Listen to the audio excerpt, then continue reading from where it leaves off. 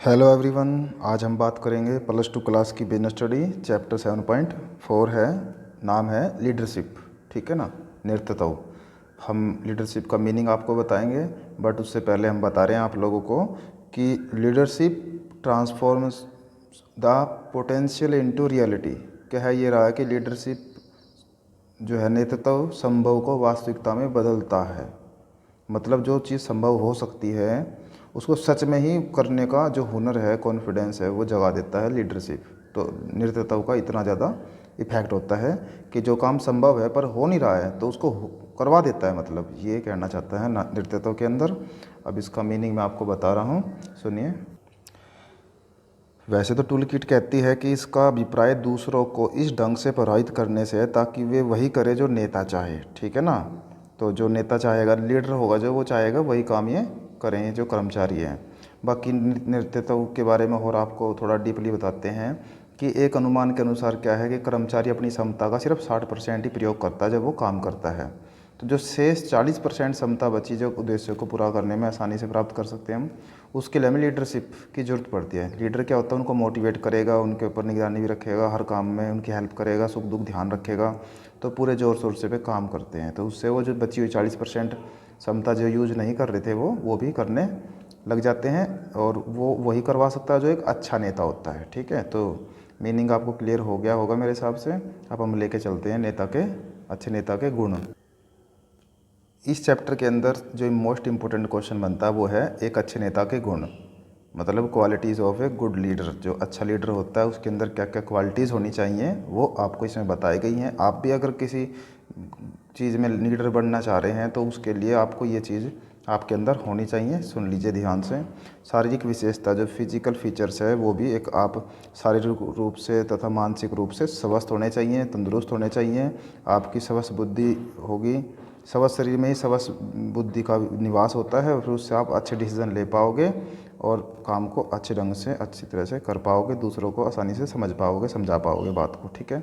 Knowledge, ज्ञान, या फिर जो एक अच्छा नेता है अनेक नई नई समस्याओं का उसको सामना करना पड़ता है, तो इन समस्याओं से सफलतापूर्वक निपटने के लिए क्या है, उसके अंदर हर काम के प्रति अच्छी नॉलेज होनी चाहिए।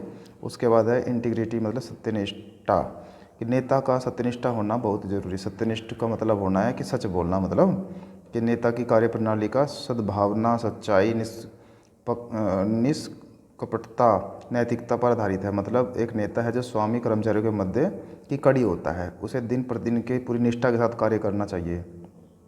अगर वो किसी तरह की हेराफेरी करेगा, झूठे वादे करेगा, तो फिर उससे क्या होगा, विश्वास नहीं रह पाता फिर, तो काम, ये अच्छी निशानी नहीं है अच्छे नेता की। मतलब उसके बाद है पहल क्षमता, इंटीग्रेटिव, मतलब एक नेता के अंदर क्या है, पहल क्षमता का गुण होना चाहिए। भाई अपनी बात को पहले रखना।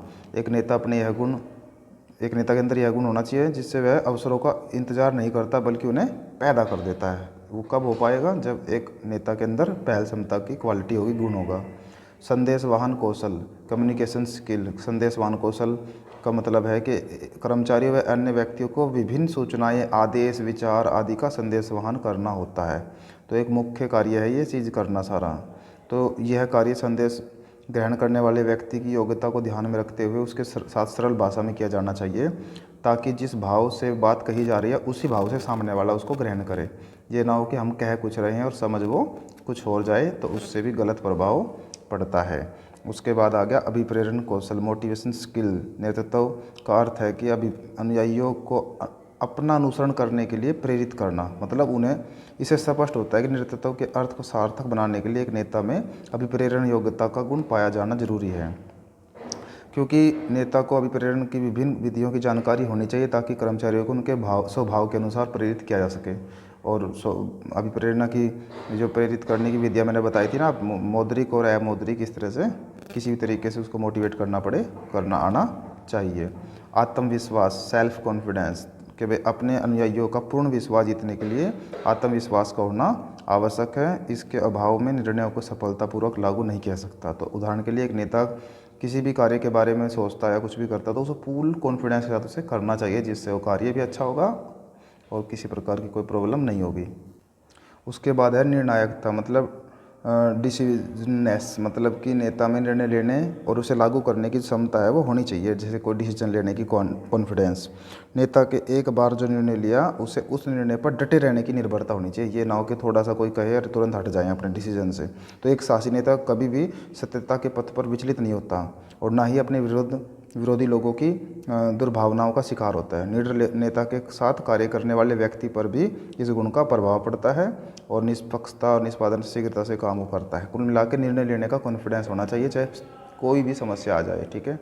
लास्ट एंड फाइनल जो गुण है नेता के, अच्छे नेता के, वो है सामाजिक कौशल। जो सोशल स्किल है, एक सामाजिक नेता सामाजिक प्राणी होता है।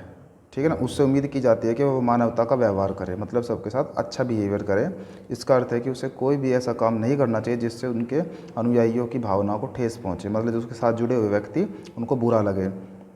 इसके अतिरिक्त उसे केवल दूसरों को भाषण देना वाला ही नहीं होना चाहिए, बल्कि दूसरों से अपेक्षित व्यवहार पहले उसे स्वयं करना चाहिए। मतलब मान लो हम ही किसी को कह रहे हैं भाई बीड़ी नहीं पीनी, तुम्हें सिगरेट नहीं पीनी, गलत काम के लिए रोक रहे हैं। जब हम ही गलत काम करते हैं तो हम उसको कैसे रोक देंगे। इसलिए वह चीज़ हमारे अंदर आनी चाहिए, तभी हम दूसरों को सिखा पाएंगे। ये था सामाजिक कौशल। इसी के साथ हमने अच्छे नेता के गुण कंप्लीट किए हैं और आप इसको समझ भी गए होंगे मेरे हिसाब से, ज़्यादा मुश्किल नहीं है। Thank you.